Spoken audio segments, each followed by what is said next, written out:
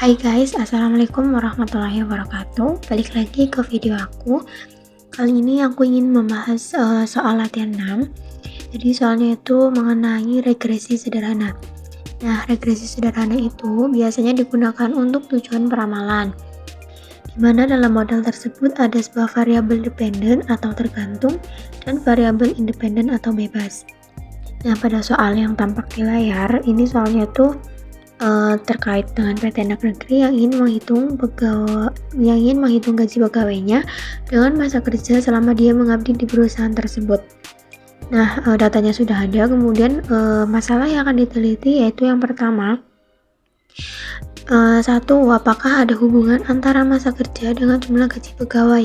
Kemudian yang kedua, apakah kecenderungan gaji pegawai di masa yang akan datang itu mengalami kenaikan atau penurunan.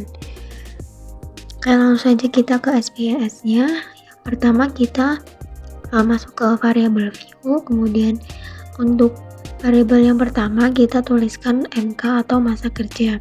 Kemudian type-nya itu numerik, width-nya itu 8 dan desimalnya 0, labelnya kosong.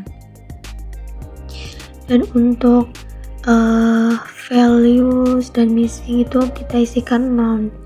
Nah, selanjutnya untuk like-nya kita pilih yang left, kemudian untuk measure kita ganti ke scale. Kemudian kita tuliskan variabel yang kedua, yaitu ada gaji.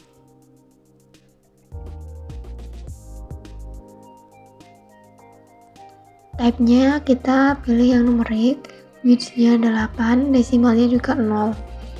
Selanjutnya untuk like-nya kita pilih yang left, sedangkan measure-nya kita pilih yang scale. Oke, setelah selesai kita masuk ke data view.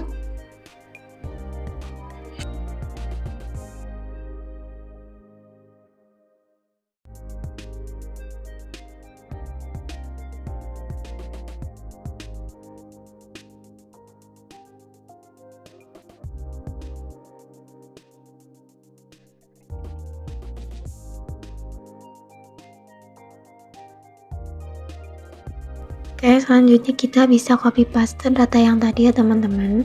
Sebelumnya ini aku sudah ketik datanya di Microsoft Excel.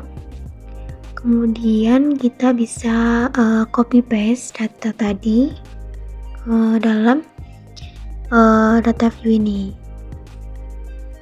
Oke, setelah selesai kemudian kita pilih yang analyze, kemudian kita pilih yang regression.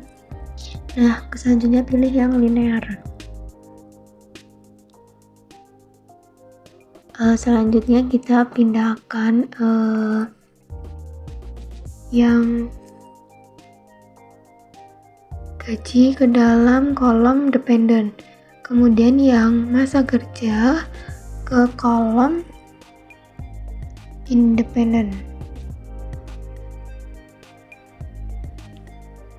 Lalu setelah itu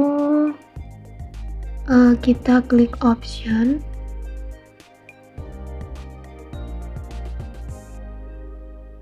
kemudian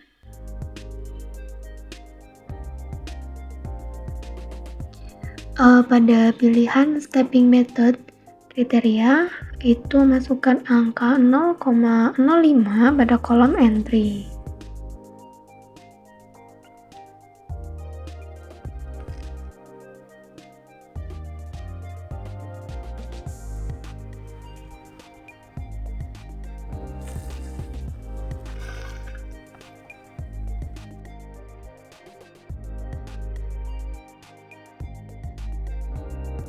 Kemudian kita beri tanda checklist pada include constant in equation, dan pada pilihan missing values centang yang exclude cases list twist.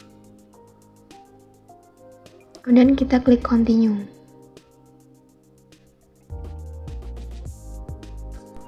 Kemudian pilih yang kolom statistik. Kemudian itu untuk kolom yang regression confidence itu tetap pilih yang estimate. Dan Klik pada pilihan deskriptif pada kolom sebelah kanan dan itu kita aktifkan model fitnya. Setelah itu kita bisa lihat hasil outputnya seperti yang tertera di layar ini. Jadi sebanyak 20 data gaji dan masa kerja itu rata-rata. Untuk gaji dengan jumlah data itu ada 20 sebesar 675,00. Kemudian rata-rata masa kerja dengan jumlah data sebanyak 20 itu 8,70. Nah, untuk menjawab masalah yang pertama yaitu apakah ada hubungan antara masa kerja dengan jumlah gaji pegawai. Nah, berdasarkan hasil perhitungan didapatkan angka korelasi antara masa kerja dan gaji yaitu sebesar 0,96, yang artinya hubungan kedua variabel tersebut itu sangat kuat.